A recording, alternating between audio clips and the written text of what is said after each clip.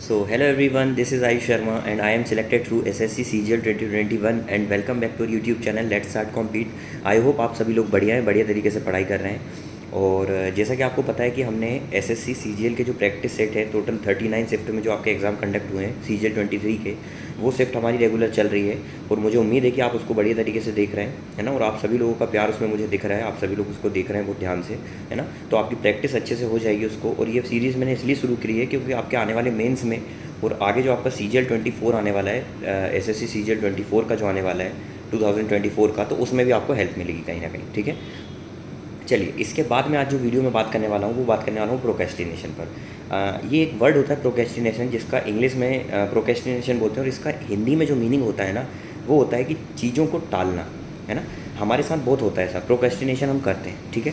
आज ये वीडियो मैं प्रोक्रेस्टिनेशन पर ही लेकर आया हूँ क्योंकि स्टूडेंट लाइफ में हम ये चीज़ें बहुत करते हैं और इन चीज़ों को टालने की जो आदत होती है ना, यही कहीं ना कहीं हमारी लाइफ पर बहुत बड़ा इम्पैक्ट क्रिएट करती है आगे जाकर, ठीक है।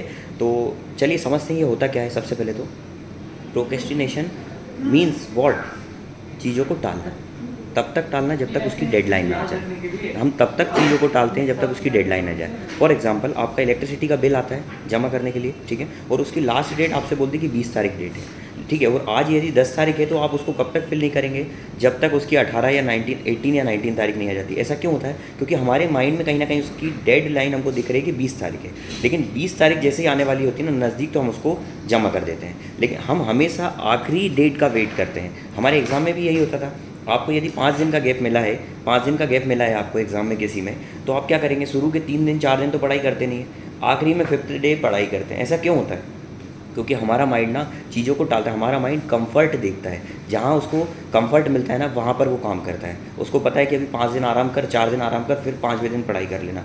लेकिन ये जो आपकी छोटी आदत है ना, ये बहुत बड़ा इम्पैक्ट क्रिएट कर सकती है आपकी लाइफ पर, ठीक है। तो जितना जल्दी हो ना ये प्रोक्रेस्टिनेशन की आदत को आप छोड़ दें। छोड़ना किस तरीके से? छोड़ने के लिए आपको छोटे छोटे स्टेप्स लेना है। आपका माइंड आपके साथ खेलता है, आपका मन जो है ना वो आपके साथ खेलता है। किस तरीके से खेलता है ना। जैसे आप फॉर एग्जांपल आप पढ़ाई करने बैठेंगे, या आपसे बोलेगा कि यार अभी तो समय, अभी सोचा, नींद आ रही है, तो आपका माइंड में अलग अलग, मतलब जब आपको बहाने बनाना होता है ना, आप बहाने बनाते हैं अपने आप से, आप झूठ बोलते हैं। आपको अपने आप से झूठ नहीं बोलना है ना। आप पढ़ने बैठे, आपके माइंड में आएगा कि यार अभी थोड़ी देर आराम कर लेता हूँ फिर पढ़ाई करूँगा। ऐसा होता है, सभी के साथ ऐसा होता है पढ़ाई करते टाइम। तो आपके माइंड में जब ये क्वेश्चन आया ना, तो आपको ये माइंड में थॉट लाना है कि हमने ये इस शुरुआत करी क्यों थी। हमारा वाई स्ट्रांग होना चाहिए। क्वेश्चन मार्क हमारे माइंड में आना चाहिए कि हमने ये शुरुआत करी क्यों थी, हम प्रिपरेशन करना हमने शुरू क्यों किया था। क्या ये हमारा खुद का गोल था या किसी ने थोपा था हमारे ऊपर, या हो सकता है हम किसी फ्रेंड को देखकर इस फील्ड में आ गए, है ना। हो सकता है हमारे पेरेंट्स का वो गोल है और हम इसे अपना गोल समझ बैठे, है ना। तो आपको अपना वाई स्ट्रांग रखना है। यदि आपका वाई स्ट्रांग है ना, तो इस तरीके की चीज़ें आपके साथ नहीं होगी, ठीक है।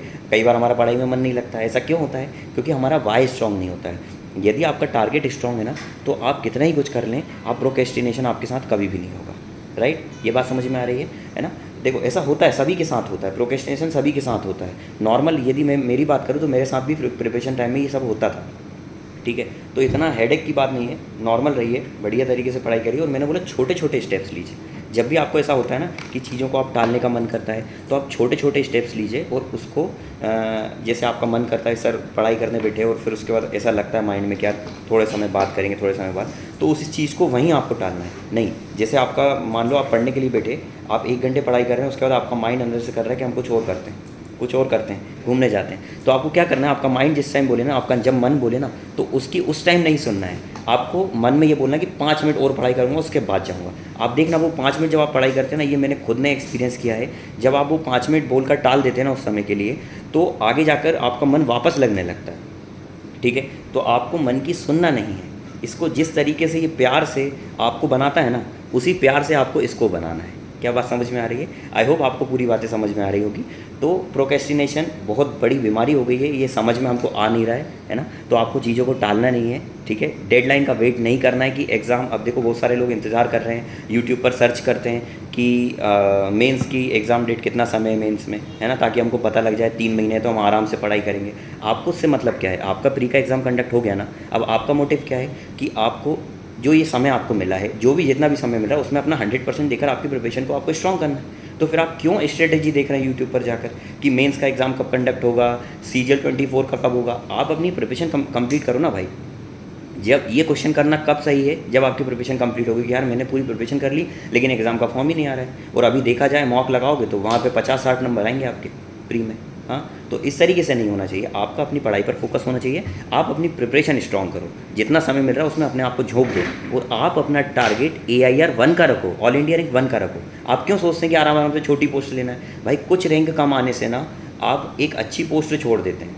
CGL में बहुत अच्छी अच्छी पोस्ट भी मिलती है, ग्रुप B में टॉप पोस्ट आप देख सकते हैं इसकी जाकर, बहुत अच्छी अच्छी पोस्ट है इसमें। तो आप कुछ रैंक से कुछ कम नंबर लाने से इसमें बहुत अच्छी अच्छी क्रीम पोस्टें छोड़ देते हैं, है ना। तो अपना टारगेट रखें AIR 1 लाने का। AIR 1 लाने का टारगेट यदि रखेंगे ना तो मेरा प्रॉमिस है आपसे कि आप बहुत अच्छी पोस्ट पर पहुँच जाएंगे। तो आई होप आपको ये सभी बातें समझ में आ रही होगी, ठीक है।